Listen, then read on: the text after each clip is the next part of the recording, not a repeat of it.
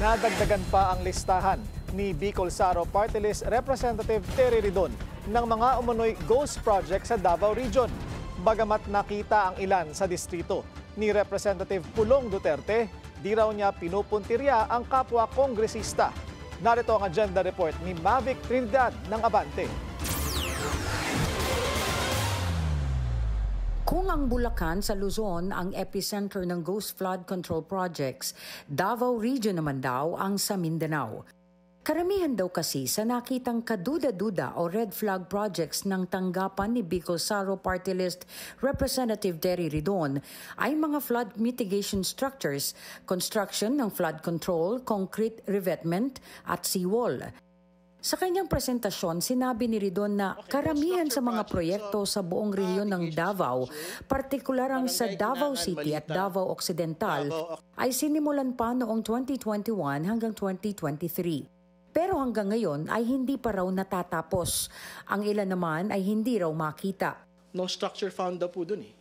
So kailangan natin makita kung ghost ba itong mga ito o hindi. Itong mga construction of revetment in Kidalapong, Malita, Davao Occidental, construction of flood control structure, Barangay Kinangan, Malita, Davao Occidental, construction of flood mitigation structure, Barangay Little Baguio, Malita, Davao Occidental. Nilinaw ni Ridon na hindi niya puntirya ang sinumang personalidad sa paglalabas ng mga impormasyong ito.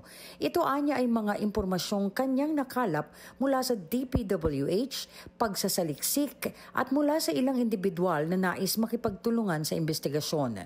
Dagdag pa ng kongresista, pagpapatibay lamang ito ng mga naunang inilabas ni ACT Teachers Party List Representative Antonio Tino na questionable ring flood control projects mula sa Davao City, 1st District na kinakatawan ni Paulo Pulong Duterte. No one can actually say na particular personalities are being targeted. And they're not even being mentioned in the press briefing today.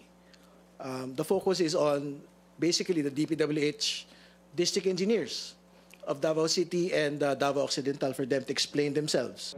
Hindi pa matukoy ni Ridon ang kabuang halaga ng mga proyekto pero kaagad niyang isusumite ito sa ICI para makatulong sa investigasyon.